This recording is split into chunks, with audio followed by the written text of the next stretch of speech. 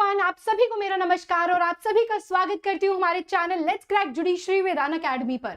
मेरा नाम है अपूर्वा वत्स और मैं हूँ आप सभी की जुडिशरी मेंटोर और साथ ही साथ आप सभी को मैं यहाँ पर अपडेट करती हूँ जितनी भी लीगल अपडेट्स है या फिर कोई ऐसी न्यूज है जो आपके जुडिशरी एग्जाम्स में काम आ सकती है। तो दोस्तों यहाँ पर आप सभी हाल ही में ही देख रहे होंगे जैसा कि कल इलेक्शन का रिजल्ट भी है, तो यहाँ पर ऑपोजिशन पार्टीज है, जितनी भी पार्टीज है वो एक दूसरे के ऊपर एलिगेशन या कुछ कुछ बातें कह सकती हैं। तो अब यहाँ पर काफी डिबेट्स चल रही है, न्यूज में भी आप लोग देख रहे होंगे। तो यहाँ पर आज का जो मुद्दा है वहां पर मैं आपके सामने डिस्कस करने वाली हूँ कि इलेक्शन कैंपेन को दूषित करने का दोषी कौन, क्योंकि काफी सारी पिटीशंस हमने देखी, चाहे सुप्रीम कोर्ट में लगी या हाई कोर्ट के अंदर लगी, कि जहां पर मोदी जी के ऊपर एलिगेशंस लगाए गए कि भाई इन्होंने यहाँ पर क्या किया, पॉलिटिकल मतलब इस तरीके की हेट स्पीच यहाँ पर स्प्रेड करी। तो क्या जुडिशरी का यहाँ पर रोल रहा और क्या इस तरीके के अगर जो इलेक्शन कैंपेनिंग है इसको अगर दूषित या फिर डर्टी किया जाता है तो जुडिशरी का इसके अंदर रोल क्या हो सकता है, कोर्ट इसमें कैसे इंटरवीन कर सकती है। तो आइए आज की इस वीडियो में हम पूरी तरीके से जानेंगे इस पॉलिटिकल सिस्टम के एलिगेशंस को और जुडिशरी के यहाँ पर स्टेप्स को, या जुडिशरी इनको किस तरीके से हेल्प आउट कर सकती है। तो आज का सेशन आपके लिए बहुत ज्यादा महत्वपूर्ण है, पूरा एंड तक जरूर देखिएगा और साथ ही साथ अपने सजेशंस, अपने कमेंट्स देना बिल्कुल भी मत भूलिएगा। तो चलिए दोस्तों आगे चलते हैं। यहाँ पर सबसे पहले मैं आप लोगों को बताऊं कि अनअकैडमी लेकर आया आप सभी के लिए जुडिशरी के प्लान्स। यदि आप न्यायाधीश बनने की तैयारी करना चाहते हैं तो आप हमारे साथ जुड़ सकते हैं और अभी फिलहाल हमारे सभी कोर्सेज पर 50% का ऑफ चल रहा है। एक बार क्लास के एंड में भी मैं आपको सभी चीजों के बारे में सूचना दे दूंगी। आई होप मेरी आवाज आप सभी को एकदम क्लियर आ रही होगी। ठीक है जी, चले जो जो मेरे साथ जुड़ चुका है आप लोग कमेंट में लिख सकते हैं। तो दोस्तों यहाँ पर इन्होंने अभी हाल ही में ही आपने देखा होगा, कल की बात है, जो हमारे फॉर्मर प्राइम मिनिस्टर थे मनमोहन सिंह जी, उन्होंने भी एक टिप्पणी अपनी दी है कि भाई पीएम मोदी क्या कर रहे हैं, इस तरीके से जितनी भी इलेक्शन कैंपेन है उसको डर्टी कर रहे हैं, दूषित कर रहे हैं। तो हु इज गिल्टी, कौन इसके लिए गिल्टी है? क्या केवल एक ही पार्टी को टारगेट किया जा रहा है या हर पार्टी इसी तरीके से, या हर जो भी पॉलिटिकल हमारी पार्टीज हैं क्या वो सभी एक दूसरे को या इलेक्शन कैंपेनिंग को दूषित कर रहे हैं? नाम केवल एक का आ रहा है। तो इन सारी बातों को हम लोग बहुत ही ब्रीफ में जानेंगे। इस PM Modi responsible for the opposition? तो फॉर्मर प्राइम मिनिस्टर जी का कहना है, जो हमारे जो मनमोहन सिंह जी है, उन्होंने एक स्टेटमेंट जारी की है। उन्होंने प्राइम मिनिस्टर नरेंद्र मोदी को 2024 के लोकसभा के इलेक्शन को करप्ट करने का यहाँ पर स्टेटमेंट उन्होंने दी है। But is that the right? Has the opposition called PM Modi less bad? क्या इन्होंने कहा है कि सब बुरे या इससे बुरा, ऐसे बोलते हैं ना हम लोग, भाई सब बुरे हैं, जो कम बुरा है उसे जाकर वोट दे दीजिए। तो यहाँ पर ये जो हमारे फॉर्मर प्राइम मिनिस्टर है, इन्होंने ये कहा कि no prime minister in the past, अगर हम प्रीवियस हिस्ट्री के बारे में देखें तो पुराने प्रीवियस कोई भी प्राइम मिनिस्टर ने इस तरीके की हेटफुल, अनपार्लियामेंट्री और कोर्ट्स टर्म्स को यूज नहीं किया गया। यानी कि इनका भी ये कहना है कि जाति के नाम पर, वोट लेने के नाम पर इन्होंने कुछ हेट स्पीच यहाँ पर अपनी स्पीचेस के अंदर, अपनी जो भी इन्होंने लोगों को यहाँ पर एंगेजमेंट की, तो उनमें ऐसा कहा गया, meant to target either a specific section of the society और द ऑपोजिशन। इन्होंने अपनी स्पीच के अंदर इलेक्शन कैंपेन के दौरान किसी एक स्पेसिफिक कम्युनिटी को टारगेट किया या फिर ऑपोजिशन को हमेशा टारगेट किया। He has also attributed some false statements to me. उन्होंने कहा कि इनफैक्ट मेरे बारे में भी इन्होंने अपनी कैंपेनिंग के अंदर कुछ फॉल्स स्टेटमेंट, गलत स्टेटमेंट यहाँ पर बताई। अब देखते हैं क्या स्टेटमेंट बताई। I have never in my life singled out community from other and this is a sole copyright of BJP. The former Prime Minister said, Modi accused Singh for saying Muslims have the first right on the country's resources. तो ये यहाँ पर मनमोहन सिंह जी कहते हैं, in fact मेरे ऊपर भी ऐसे एलिगेशंस लगाए गए हैं कि मैंने ये बात अपने टेन्योर के दौरान कही कि भाई पूरे देश के अंदर पहला राइट कंट्री के रिसोर्सेज का मुस्लिम्स के ऊपर है। अब बात हिंदू या मुस्लिम की नहीं है, बात एक स्पेसिफिक कम्युनिटी की है कि अगर कोई भी नेता यहाँ पर, कोई भी प्रवक्ता यहाँ पर अगर अपनी डिबेट, अपनी कोई स्पीच देता है, डिबेट करता है, तो किसी भी जाति को पकड़कर वोट लेने की कोशिश करना या फिर इस तरीके के कहना भाई ये जो जाति है इसको फर्स्ट राइट मिलेगा रिसोर्सेज का। तो यहाँ पर उन्होंने कहा कि बल्कि मेरे ऊपर भी इस तरह के एलिगेशंस अपनी स्पीच के अंदर लगाए गए, इलेक्शन कैंपेन को करप्ट किया गया और इसमें हेटफुल, अनपार्लियामेंट्री और इस तरीके के टर्म्स यूज किए गए जो कि इलेक्शन कैंपेन को क्या बनाते हैं, गंदगी पर उतार देते हैं। तो ये तो कल की ही बात है।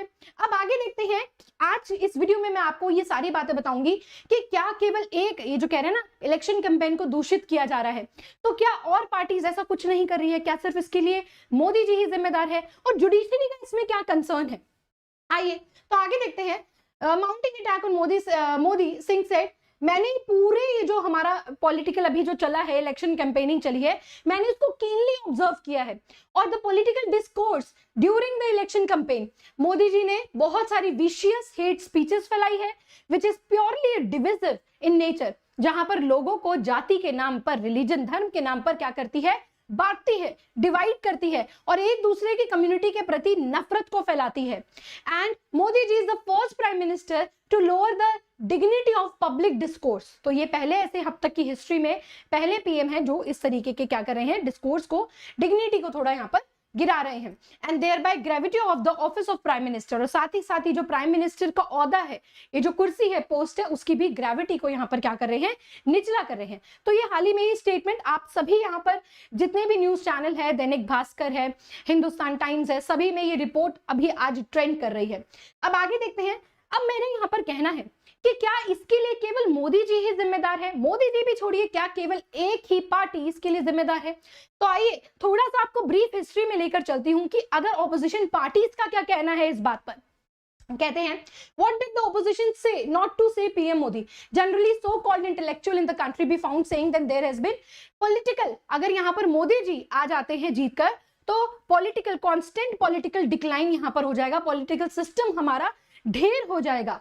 और कहते हैं after the BJP come into power, remember last Lok Sabha election जब राहुल गांधी ने प्राइम मिनिस्टर को चोर कहा था, आप सभी जानते ही हैं, इस तरह की स्पीच वगैरह में जब अपनी कैंपेनिंग चल रही होती है तो एक दूसरी पार्टी एक दूसरे को ये सब कहती है। तो ये भी कहा था, साथ ही साथ ये भी कहा गया था कि चौकीदार चोर है। तो क्या अभी भी आप कहेंगे कि केवल एक ही पार्टी या एक ही इंसान कैंपेनिंग को गंद करने का जिम्मेदार है? और उसके बाद ये भी कहा गया था एक बार कि मोदी ने सारा जो राफेल डील हुई थी हमारी, मोदी ने सारा पैसा चुराकर अनिल अंबानी की जेब में यहाँ पर डाल दिया था। तो ये भी बातें सुनने को हमें मिली थ्रू आउट दीज ईयर्स। उसके बाद ये भी सुनने को मिला the political decline range from Sonia Gandhi merchant death of Manishankar, चाय वाला स्टेटमेंट जो उन्होंने, चाय वाला, और इस तरीके से चाय वाला, अनपढ़, ये सब कहा जाता है। तो ये सारी चीजें हैं। अब आगे और आपको लेके चलती हूँ हाल ही फिलहाल की बात पर कि क्या यहाँ पर if Narendra Modi becomes PM again, अब दोबारा देश में कभी इलेक्शन होंगे ही नहीं। कह रहे हैं कि देश को इस तरीके से एक्वायर कर दिया जाएगा। आप भी अगर पॉलिटिकल न्यूज से संबंधित रखते हैं, अगर आप लोग भी देखते हैं, तो ये सारी चर्चाएं आपने सुनी है, नहीं सुनी है, तो एक बार मुझे कमेंट सेक्शन में जरूर बताइएगा, ठीक है, कि इनमें से कौन सी चीजें को आपने देखा है न्यूज चैनल्स पर लोगों को, ऑपोजिशंस को बोलते हुए। तो ये कहते हैं कि अगर इस बार भी मोदी यहाँ पर जीत गए तो दोबारा देश के अंदर कभी भी इलेक्शन नहीं होंगे। इसका रीजन भी देखते हैं। Talk to the declining rhetoric of the democracy started from 2014, फिर उसके बाद 2019, और फिर one more thing has been seen in 2024। तीनों इलेक्शंस में ये चीज देखी गई है, a tradition of setting the wrong narrative. एक ट्रेडिशन, एक कल्चर बनता जा रहा है कि रॉन्ग नैरेटिव यहाँ पर दिया जा रहा है, लोगों को यहाँ पर कुछ इस तरीके के वादे किए जा रहे हैं जिनको निभाया नहीं जा रहा है, ये भी कह सकते हैं। अगर नरेंद्र मोदी दोबारा पीएम बन जाते हैं तो कंट्री में इलेक्शंस ही नहीं होंगे, रशिया जैसा हाल हो जाएगा भारत देश का भी, कि जैसे the country will have the one party system, एक पार्टी सिस्टम हो जाएगा लाइक पुतिन। तो क्या आप इस बात से सहमत है, नहीं है या है? दोनों ही कमेंट्स आप अपने कमेंट सेक्शन में देना बिल्कुल भी मत भूलिएगा। अब कहते हैं कि Modi will become the ruler of the country permanently, हमेशा के लिए मोदी रूलर बन जाएगा। And if the opposition start doing such things then obviously ruling party not sit silently, put its throne in danger, और like it's provoking the public by lying to it. तो इस तरीके से ऑपोजिशन पार्टीज बोलकर public को provoke करती है, public को डराती है, और इस डेमोक्रेसी को हिलाने की कोशिश की जाती है। अब आइए, हम बात कर रहे थे ना केवल कि इस पोल्यूशन का, ये जो इलेक्शन कैंपेनिंग के अंदर ये जो पोल्यूशन किया जा रहा है उसका जिम्मेदार कौन है। तो आपके साथ साथ मुझे आपकी कमेंट्स यहाँ पर बहुत जरूरत है कि यानी कि मैं आप सभी के व्यू पॉइंट को भी देख सकूं। एक आखिरी बात हम लोग करेंगे आज के सेशन में, we will change the constitution, reservation will end. देखिए, जब कैंपेनिंग हो रही होती है, जब लोगों से, ये जो हमारे जितने भी पॉलिटिकल लीडर्स हैं, जब ये लोगों से बातचीत कर रहे होते हैं, पब्लिकली ये लोगों को इंटरफेस कर रहे होते हैं, तो ये काफी कुछ कहते हैं। अब इन्होंने कहा कि how ridiculous is try to say the narrative of the constitution in danger. Opposition ये तक कहती है कि जो कॉन्स्टिट्यूशन का हमारा बेसिक चीज है उसको भी बदल देंगे भाई, अगर ये पॉलिटिकल पार्टी यहाँ पर आ गई है। क्या हमारा जो संविधान है वो डेंजर में है? आप मुझे बताइएगा कि हमारा संविधान किसी भी पार्टी के आने से क्या डेंजर में हो जाएगा, घातक हो जाएगा? and has there no constitutional amendment in the country so far? How many constitutional amendment have made under Congress rule? ये भी कहा जाता है कि भाई जब कांग्रेस यहाँ पर राज कर रही थी तो कितने अमेंडमेंट्स यहाँ पर हुए, और ये भी साथ साथ कंपेयर किया जाता है कि जब से बीजेपी की सरकार है तो तमाम अमेंडमेंट्स यहाँ पे हुए, तो क्या वो अमेंडमेंट्स गलत हुए, क्या उस अमेंडमेंट से किसी के राइट्स का वोलेशन हुआ, ऐसा तो नहीं, क्या इन अमेंडमेंट से हमारे देश की प्रगति हुई, प्रोग्रेस हुई? तो ये भी कमेंट सेक्शन में बताते रहिएगा। How many constitutional amendments? Was the opposition ever talked about such handless thing to democratic history of the country? साथ ही साथ इस तरीके के जो deliberately provoke किया जाता है रूलिंग पार्टी को, और इल्यूजन ऑफ एक इल्यूजन, ऑपोजिशन पार्टीज एक ऐसा इल्यूजन लोगों के दिमाग में क्रिएट करती है, जनता के दिमाग में क्रिएट करती है कि भाई अगर आपने सरकार, इस पर्टिकुलर सरकार को चुन लिया तो रिजर्वेशन हट जाएंगे, यहाँ पर एक ऐसा कहते हैं ना एक राज हो जाएगा कि कुछ भी यहाँ पर हो जाएगा, हम कुछ नहीं कर पाएंगे। अब एक और बात कहते हैं, चलिए ऑपोजिशन पार्टी की तो छोड़िए, अगर आम आदमी पार्टी की भी बात करें तो क्या आप मुझे बताइएगा, ये सब कुछ मैंने अभी तक के जितने इलेक्शन कैंपेन के दौरान एक दूसरे के ऊपर एलिगेशंस लगाए गए हैं वहां से मैंने लिए हैं।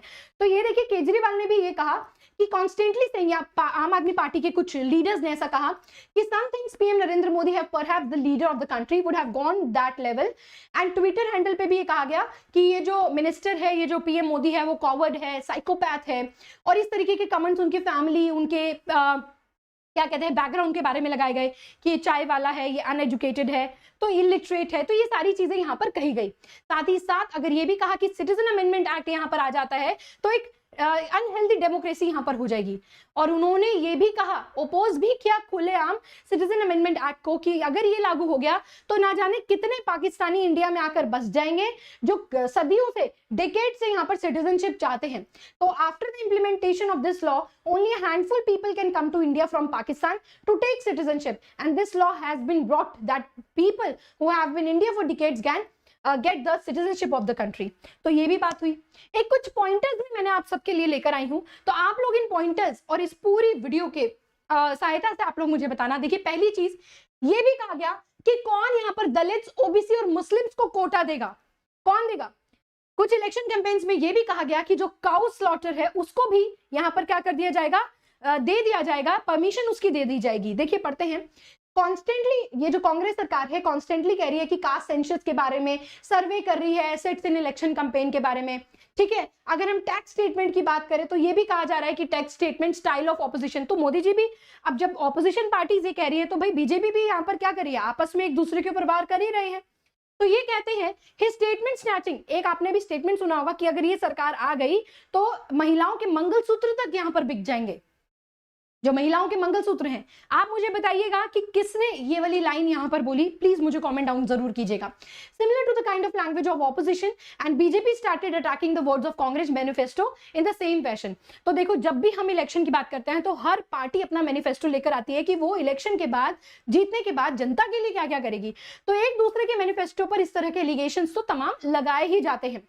उसके बाद उन्होंने, जैसे कि कांग्रेस ने कहा कि हम जॉब्स के ऊपर, यूथ, वुमेन, मार्जिनलाइज सोसाइटी के ऊपर हम लोग इसके ऊपर फोकस करेंगे। साथ ही साथ ये भी उन्होंने कहा कि कांग्रेस के मैनिफेस्टो में ये भी था कि वो मुस्लिम को फ्री हैंड देंगे कि वो काऊ का स्लॉटर कर सके अक्रॉस द कंट्री। तो क्या ये देश की, क्या भारतीय, जहां पर गाय को हमारी माँ के समान माना जाता है, गाय माता कहा जाता है, क्या हमारी कंट्री, क्या हमारे देशवासी इस चीज को एक्सेप्ट करेंगे कि like those shameless people how they are playing in a faith of India and the cow जिसको हम मदर बोलते हैं, जिसकी हम पूजा करते हैं, क्या हम बचर्स को और स्लॉटर्स, क्या भारत की जो जनता है, क्या आप यहाँ पर इस चीज को एक्सेप्ट करेंगे, क्या आप इसकी आजादी देना चाहेंगे। तो दोस्तों ये सारी चीजें यहाँ पर है। अब बात करते हैं दोस्तों, यहाँ पर हम लोग बात करेंगे यहाँ पर कि जुडिशरी का इंटरवेंशन क्या है। देखिए तमाम पिटीशन यहाँ पर लगाई गई कोर्ट के अंदर, दिल्ली हाई कोर्ट की बात करें, सुप्रीम कोर्ट की बात करें कि यहाँ पर जो इलेक्शन कैंपेनिंग है इसको बंद कर देना चाहिए, मोदी जी का जो 5 साल के लिए 6 साल के इलेक्शन बैन कर देना चाहिए। तो ये सारी बातें कही गई, लेकिन यहाँ पर कोर्ट का इंटरफेरेंस ये है कि कोर्ट ये कहता है कि आपको सबसे पहले अगर इस तरह की कोई भी इलेक्शन कैंपेनिंग के अंदर आपको लगता है कि हेट स्पीच हो रही है तो इसको सुपरवाइज करने वाला या फिर इसको टेक केयर करने वाला कौन है, इलेक्शन कमीशन ऑफ इंडिया है। इलेक्शन कमीशन ऑफ इंडिया ही इसकी के पास एक स्टैट्यूटरी पावर है जो इस तरीके की, अगर कोई भी कहते हैं ना कि इस तरीके की अगर परेशानियां आती हैं या लोगों को इससे कोई आपत्ति है, तो इलेक्शन कमीशन ऑफ इंडिया ही इसके बारे में एक्शन ले सकती है। तो कोर्ट का इंटरफेरेंस इसमें नहीं है। हाँ, अगर बात आती है कि यहाँ पर कोर्ट कब इंटरफेयर कर सकती है, कोर्ट तब इंटरफेयर कर सकती है, मान लीजिए इसके लिए भी इलेक्शन कमीशन ऑफ इंडिया को एक प्रॉपर पावर दी हुई है, कॉन्स्टिट्यूशन के अंदर, हमारे संविधान के अंदर पावर दी गई है कि भाई अगर कोई भी इलेक्शन के अंदर इलेक्शन को अच्छे फेयर तरीके से कंडक्ट करवाना, अच्छे तरीके से रिजल्ट यहाँ पर कराना। अब इलेक्शन का रिजल्ट आने वाला है तो तमाम बातें उठ रही हैं कि वोट यहाँ पर ऐसा हो गया है, इस तरीके के वोट पानी में गिरे। मैं कल ही न्यूज देख रही थी कि पानी में गिरे हुए हैं, बैलेट बॉक्स को गिराया गया है। तो ये सारी चीजें हमें हर इलेक्शन के दौरान समझने देखने को मिलती है। अब बात करें यहाँ पर इतने तमाम पॉलिटिकल लीडर्स की या पॉलिटिकल पार्टीज की, आप मुझे बताइएगा कि क्या इलेक्शन कैंपेनिंग को अगर डर्टी किया गया है, पोल्यूटेड किया गया है, तो इसका जिम्मेदार कौन है? क्या आप भी एक पार्टी को इस तरीके से पॉइंट आउट कर सकते हैं, जिम्मेदार बता सकते हैं, या आप भी कहते हैं कि जी हाँ, इलेक्शन में इस तरीके की चीजें तो होती ही रहती हैं, चाहे कोई भी पॉलिटिकल पार्टी हो, एक दूसरे के ऊपर इस तरीके की एलिगेशन, इल्जामबाजी जरूर लगती है। लेकिन आप मुझे यहाँ पर बताइएगा कि यहाँ पर आप चाहते हैं कि कल रिजल्ट में कौन आए, किसकी जीत हो, तो ये कमेंट सेक्शन में लिखना बिल्कुल भी मत भूलिएगा। और आज के सेशन को आप लोग शेयर भी कीजिएगा। तो यहाँ पर आपको अगर एक ब्रीफ चाहिए पूरे इलेक्शन कैंपेनिंग का 2024 के लोकसभा इलेक्शन का, तो मैंने आपको सब कुछ बताने की कोशिश की है। आशा करती हूँ ये वीडियो आप सभी को काफी पसंद आई होगी। पसंद आई है तो एक बार लास्ट में आपको इन्फॉर्मेशन भी देना चाहूंगी कि यदि आप में से कोई, आप किसी को जानते हैं जो अपने ऑल इंडिया बार 19 एग्जाम को देना चाहता है, तो आप अनअकैडमी के साथ जुड़ सकते हैं। अनअकैडमी आपके लिए बेहतरीन टीम लेकर आता है, पूरे भारत देश के सबसे टॉप एजुकेटर्स आपके लिए हैं जो आपको या आपके किसी जानने वाले को गाइड करेंगे। तो आप इस वीडियो को शेयर करेंगे, साथ साथ इस इंफॉर्मेशन को भी पास करेंगे। तो यदि आप ऑल इंडिया बार 19 को पास करना चाहते हैं एक गो के अंदर, यानी कि फर्स्ट अटेम्प्ट में, तो आप जुड़ सकते हैं मेरे बैरिस्टर बैच के साथ, जहां पर मैं आपको 25 टॉपिक्स पढ़ाऊंगी। पूरे 25 जो सब्जेक्ट्स हैं सभी के important MCQ, case laws, maxims, ये सारी चीजें कराई जाएंगी। और आपके पास एक आखिरी मौका है कि आप इस बैच में ले सकते हैं एडमिशन, एनरोल कर सकते हैं मात्र 700 रुपीज में। कल से इसके प्राइसेस हाइक हो जाएंगे। ये देखिए, इस तरीके से आपको इस वीडियो के डिस्क्रिप्शन बॉक्स में लिंक मिल जाएगा। आपने लिंक को क्लिक करना है और ये कोड लगाना है APU। आप ये कोड लगाएंगे, वैसे ही आपको 50% का ऑफ मिल जाएगा। आज आखिरी मौका, यदि आप जुडिशरी की भी तैयारी करना चाहते हैं दोस्तों, तो आप जुड़ सकते हैं अनिल खन्ना सर के बैच के साथ, जिसमें अभी टोटल केवल 62 सीट्स ही बाकी हैं। तनसुख पालीवाल सर के बैच में आप जुड़ सकते हैं। सभी बैचेस पर हमारे 50% का ऑफ यहाँ पर चल रहा है। अब आगे आप लोग देखेंगे प्राइस हाइक सून। ये है हमारा चक्रव्यूह जुडिशरी बैच। यदि आप भी न्यायाधीश बनना चाहते हैं तो आप इस चक्रव्यूह बैच के साथ यहाँ पर जुड़ सकते हैं, जहां पर भारत देश के पूरे टॉप एजुकेटर्स आप लोगों को गाइड करेंगे।